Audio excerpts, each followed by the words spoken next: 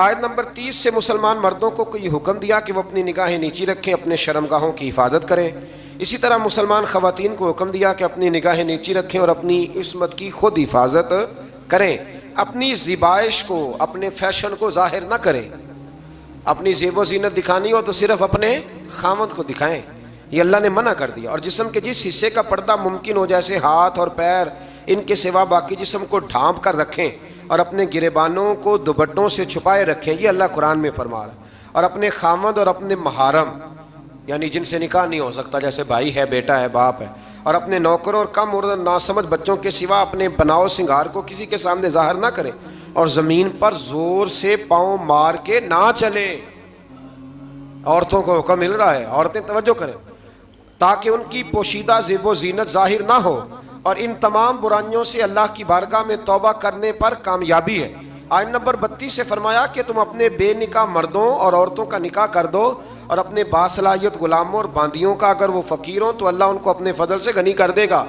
جو لوگ نکاح کی گنجائش نہیں رکھتے وہ اپنی عفت اور پاکیزگی برقرار رکھیں، حتیٰ کہ اللہ تعالیٰ انہیں اپنے فضل سے غنی کر دے۔ اللہ تو فرما رہا ہے نکاح کر دو، غنی ہو جاؤ گے۔ تو ابا جی کہتے ہیں جنہیں دیر تکر پیران تے نہ کھلوتا اگر کتے کھلا دیئے، یہ عجیب بات ہے نا جی، وہ پیران تے پتہ نہیں اس نے کب کھڑے ہونا ہے۔ آپ بچوں کی شادیاں جلدی کریں تاکہ بہت سارے گناہوں کا دروازہ ویسے ہی بند ہو۔ آیت نمبر 35 میں فرمایا اللہ آسمانوں اور زمینوں کا نور ہے، پھر اس نور کی وضاحت بھی بیان کی۔ آیت نمبر 37 سے اللہ تعالیٰ نے اپنے گھروں میں اللہ کا ذکر کرنے پر ان مسلمانوں کی تعریف کی جن کو تجارت اور خرید و فروخت اللہ کے ذکر کرنے، نماز پڑھنے اور زکوٰۃ ادا کرنے سے غافل نہیں کرتی۔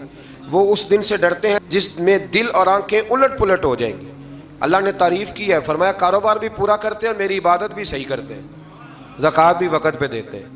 ہم یہ کہتے ہیں کہ نہیں سارا کچھ چھوڑیں گے تو عبادت ہوگی۔ اللہ نے تعریف کی، فرمایا ڈیوٹیاں بھی کرتے ہیں اور رب رب بھی۔ آیت نمبر 39 میں کافروں کے اعمال کی مثال کو اس طرح بیان کیا گیا کہ وہ زمین میں چمکتی ہوئی اس ریت کی طرح ہے جس کو پیاسا دور سے پانی گمان کرتا ہے۔ ریت دور سے دیکھے نا چمکتی تو کیا لگتی ہے، اسی طرح کافروں کے اعمال ہے، حتیٰ کہ وہ جب اس کے قریب پہنچتا ہے تو کچھ نہیں پاتا، اور وہ اللہ کو اپنے قریب پاتا ہے جو اس کا پورا حساب چکا دیتا ہے۔ ان کے اعمال کا گہرے سمندر کی تاریکیوں کی مثل ہے جن کو تہ در تہ موج ڈھانپے ہوئے ہے، اس کی بعض تاریکیاں بعض سے زیادہ ہیں، جب کوئی اپنا ہاتھ نکالے تو اس کو دیکھ نہ سکے۔ جس کے لیے اللہ نور نہ بنائے اس کے لیے کوئی نور نہیں ہے۔ آیت نمبر 51 پہ آتے ہیں، فرمایا جو لوگ اللہ اور اس کے رسول کی اطاعت کرتے ہیں اور اللہ سے ڈرتے ہیں اور اس کی نافرمانی سے بچتے رہتے ہیں تو وہی لوگ کامیاب ہونے والے ہیں۔